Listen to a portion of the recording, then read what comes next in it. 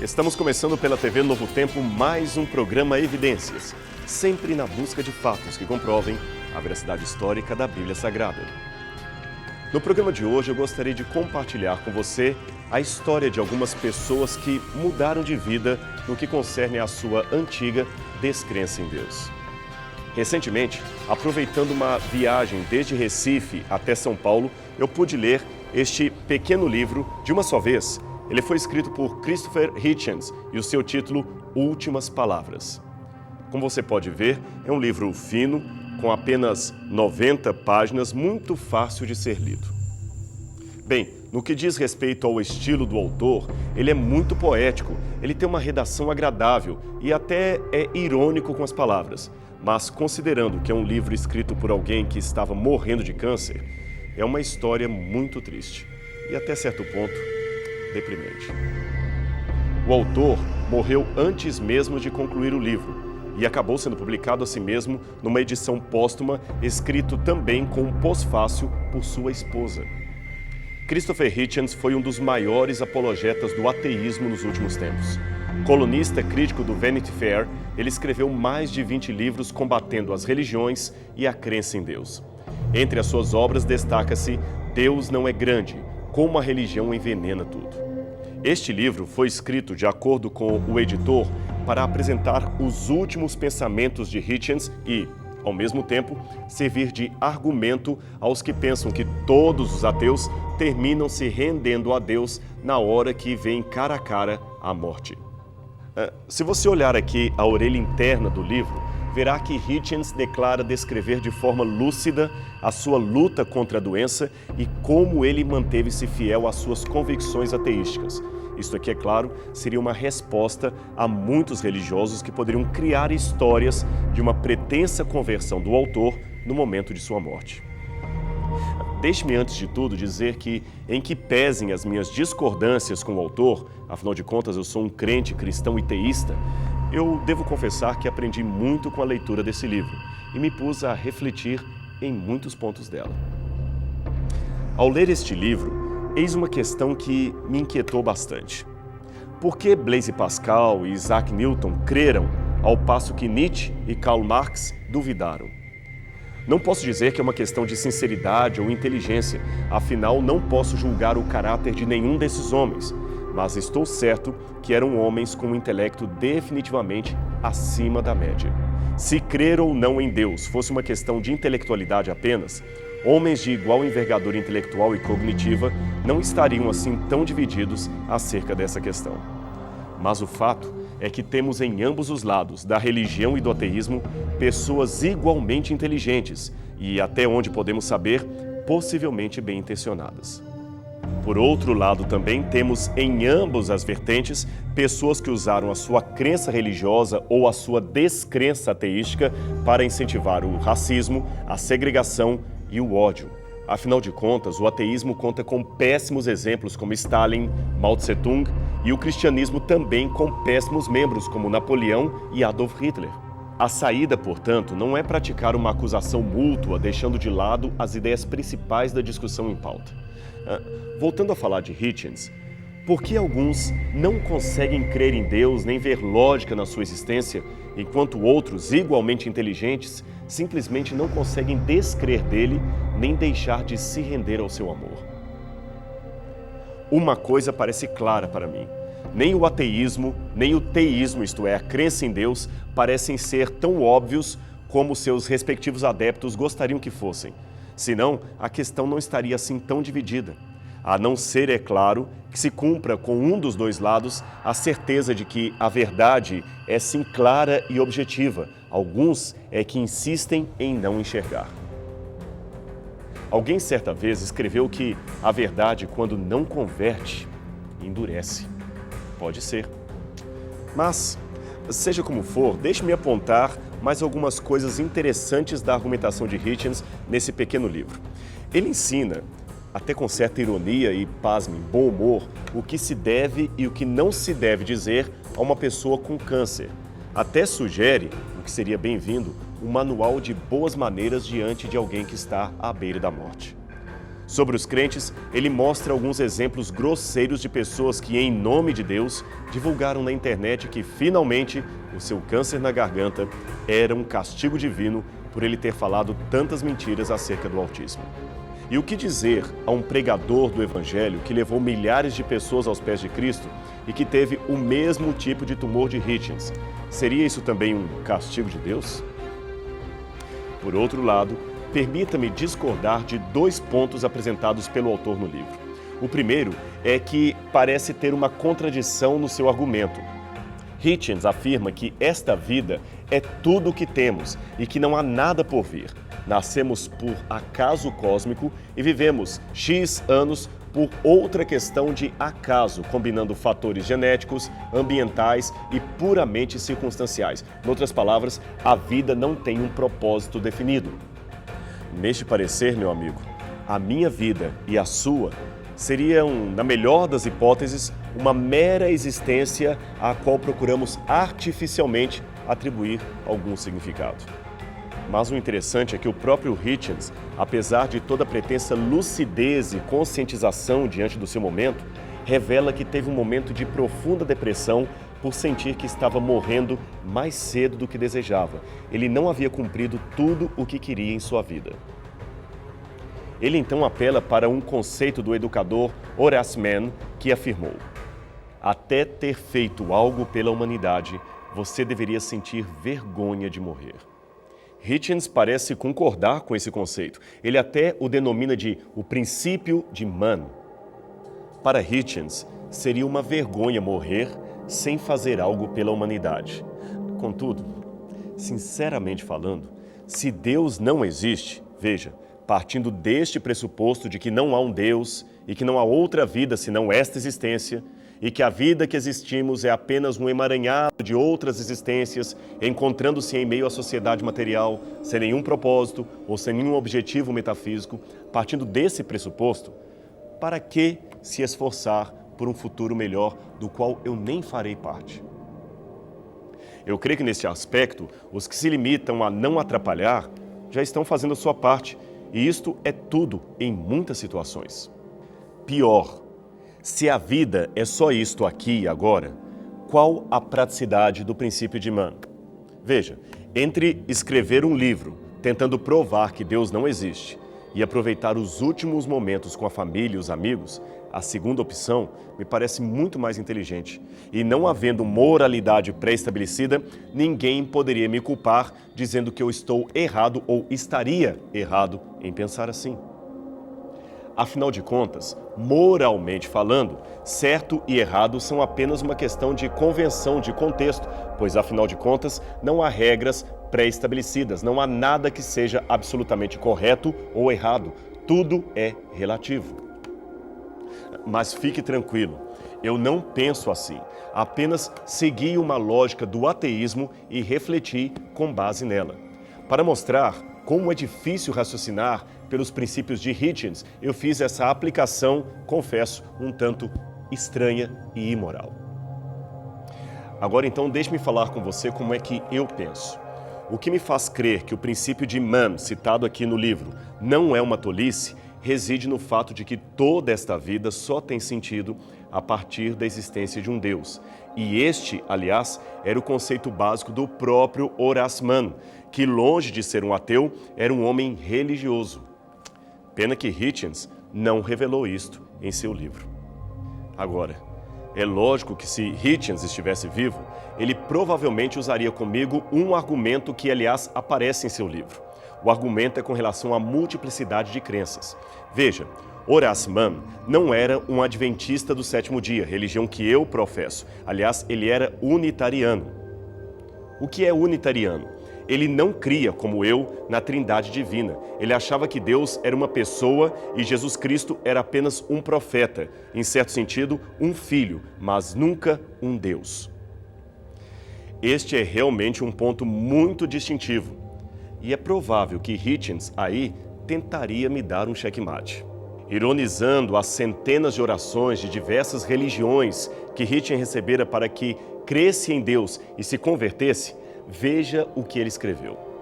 Se eu anunciasse uma súbita conversão ao catolicismo, eu sei que Larry Talton e Douglas Wilson, apologetas protestantes, achariam que eu havia cometido um erro terrível. E se me ajuntasse a qualquer de seus grupos protestantes e evangélicos, os seguidores de Roma não considerariam a minha alma muito mais segura do que está agora. Enquanto uma decisão tardia de adesão ao judaísmo ou ao islamismo inevitavelmente me faria perder muitas preces em ambas as facções. Numa outra parte do livro, ele compara as muitas religiões a um jogo da sorte. Para ser salvo, você tem de ter sorte de acertar o bilhete premiado, isto é, a religião que está certa em meio a tantas que estão erradas. Bem, eu não posso dizer de outros, mas pela compreensão que eu tenho da Bíblia Sagrada, estar numa religião errada, supondo que apenas uma seja correta, não significa que você esteja automaticamente perdido. Tudo vai depender da sinceridade espiritual com que você segue aquele caminho, pois ainda que esteja equivocado, a graça de Deus o alcançará ali mesmo aonde você está. Veja o que a Bíblia diz a esse respeito em várias passagens. Preste atenção. Ora, não levou Deus em conta os tempos da ignorância. Agora, porém, notifica aos homens para que todos, em toda parte, se arrependam. Atos 17, verso 30. Jesus, certa vez, alertou aos discípulos com uma realidade até doída demais para o chauvinismo judaico da ocasião, exatamente aquele que pensava que só judeus seriam salvos. Ele declarou: "Tenho ainda outras ovelhas que não são desse aprisco. A estas também me importa conduzir, e elas ouvirão a minha voz. E haverá um só rebanho e um só pastor." João 10, verso 16. Referindo-se a um centurião romano, que certamente vinha de uma cultura e religiosidade opostas à fé judaica, Jesus também fez desta declaração: "Eu vos afirmo que nem mesmo em Israel encontrei tamanha fé." Lucas 7, verso 9. E, finalmente, ao falar da confusão religiosa que existiu e sempre existirá no mundo até o fim dos tempos, o Apocalipse revela, em linguagem figurada, um futuro convite de Deus aos sinceros que estão em Babilônia, símbolo escatológico da confusão religiosa. Veja o que está aqui no Apocalipse. "Sai dela, povo meu, para não serdes cúmplices dos seus pecados." Apocalipse 18, verso 4. Perceba a forma genitiva do texto. "Sai dela, povo meu." Deus claramente reconhece que tem um povo dele em Babilônia, e este povo, um dia, será convidado a sair dela. Isso sem contar a quantidade enorme de heróis da Bíblia que não eram judeus e provavelmente nunca se tornaram membros da religião judaica. Você quer exemplos? Muito bem. Os magos do Oriente que visitaram o menino Jesus quando nasceu em Belém, o chefe da cozinha e o chefe da guarda babilônica, que eram amigos do profeta Daniel, Ciro e Dario da Medopérsia, que eram considerados homens justos, Rute, que era moabita, Melquisedeque, que era rei e sacerdote em Salém e para quem, aliás, Abraão devolveu o dízimo. São muitos os exemplos que poderíamos dar a respeito de pessoas que não eram de Israel, mas faziam parte do chamado povo de Deus. Este breve apanhado bíblico nos permite concluir que o Deus da Bíblia tem algo que poderíamos chamar de duas igrejas. Uma igreja visível da profecia bíblica e outra igreja invisível, formada por pessoas de todas as classes, línguas, credos e povos que sinceramente o amam a despeito da doutrinação falsa a que foram expostas. Deus tem seus filhos espalhados em todas as religiões e também fora delas. Como ele mesmo disse: "Um dia o Senhor ajuntará esses filhos e então haverá um só rebanho e um só pastor." Portanto, Hitchens estava equivocado em achar que o caminho de Deus é uma simples questão de múltipla escolha. Se ele estivesse vivo, eu gostaria de lhe dizer: "Hitchens, Deus está mais interessado em salvar pessoas do que uma mãe de tirar um filho de uma casa pegando fogo." Mas eu sei que nem todos os ateus terminaram como ateus. Nem todos terminaram como Christopher Hitchens, escrevendo um livro afirmando claramente o seu ateísmo. Houve muitos deles que mudaram de sua opinião ainda em vida. É claro e evidente que também houve cristãos que abandonaram a sua fé, tornando-se ateus. Disto não temos dúvida nenhuma. Mas o que pesa é o fato das pessoas poderem mudar de opinião. Sabe por que eu digo isto? É porque já vi uma meia dúzia de sites ateus tentando negar que um verdadeiro ateu jamais possa deixar de lado o seu ateísmo. Um desses sites foi até escrito por alunos de universidades americanas, que chegaram a dizer que ex-ateu é algo que só existe na cabeça dos crentes. Será? Vejamos então alguns exemplos que nos dão a realidade dos fatos. Peter Hitchens, jornalista, editor, colunista inglês e autor de vários livros, entre eles A Raiva de Deus, Como o Ateísmo Me Conduziu à Fé. Bem, pelo nome e pela fisionomia, você já deve ter percebido de quem ele é parente. Exatamente, de Christopher Hitchens. Peter era o seu irmão mais moço, que antes também era ateu, era discípulo de seu irmão mais velho, mas depois encontrou no Evangelho a beleza das evidências que precisava para crer no Deus Altíssimo. Sendo especialista em economia e política, veja a conclusão que o próprio irmão de Hitchens chegou depois de ter deixado de ser um ateu. Em toda a minha experiência na vida, eu raramente vi um argumento mais poderoso para a natureza caída do homem e sua incapacidade de atingir a perfeição do que os países em que o homem se coloca para substituir Deus com o Estado. Vamos a mais um caso de abandono do ateísmo. Alistair McGrath, professor em Oxford e no King's College de Londres, com pós-doutorado em biofísica nuclear e também ex-ateu. McGrath também escreveu vários livros sobre ciência, religião e existência de Deus, além, é claro, de ter debatido com vários pensadores sobre o ateísmo. E ele é hoje, reconhecidamente, uma das mentes mais brilhantes da Europa, que encontrou na sua própria pesquisa laboratorial a evidência de que não podemos negar a existência de um todo-poderoso Senhor Deus do Universo. Ainda no ramo laboratorial, temos outro cientista que no início da carreira era ateu, mas depois de algum tempo, de pesquisas é claro, migrou para o lado da fé cristã. O nome desse cientista? Dr. Francis Collins, até pouco tempo diretor do Projeto Nacional de Genoma Humana. Antes ateu, hoje cristão, o Dr. Collins foi um dos principais responsáveis do feito mais espetacular da ciência moderna, o mapeamento do DNA humano. Ele trabalhou no que há de mais moderno em torno do estudo do DNA, o código da vida. Com isto, tornou-se o cientista que mais rastreou genes com a finalidade de encontrar a ferramenta para o tratamento de várias doenças. Novamente, mais um homem que em suas pesquisas acabou se voltando do ateísmo para Deus. Foi ele, aliás, o médico de confiança que Hitchens deixou que cuidasse de si em seus últimos dias de vida e alguém que o próprio Hitchens descreveu como o melhor dos mais fiéis e um grande humanista. Nos Estados Unidos da América, temos ainda outro jornalista, hoje muito popular, que até poucos anos era um ferrenho combatedor de igrejas, anticristão e descrente absoluto em Deus. O seu nome, Lee Strobel, ex-jornalista do Chicago Tribune e autor de vários livros de apologética. Strobel tem uma história de conversão no mínimo inusitada. Ele disse que um dia foi surpreendido por sua esposa e filhas dizendo: "Nós agora somos evangélicas". Strobel afirma que aquilo foi a pior coisa que ele poderia ouvir em toda a sua vida. Se a sua esposa declarasse que tinha um amante, isto doeria bem menos em seu coração. Mas, embora ele fosse muito apaixonado por ela, ele chegou até cogitar o divórcio, pois não suportaria estar casado com uma mulher crente. Como última tentativa de salvar o seu casamento, Strobel resolveu convencer a sua esposa de que o cristianismo é uma utopia sem sentido, sem significado. Então, com recursos do jornal onde ele trabalhava, fez matérias jornalísticas entrevistando vários especialistas em teologia, apologética, arqueologia, filosofia, etc.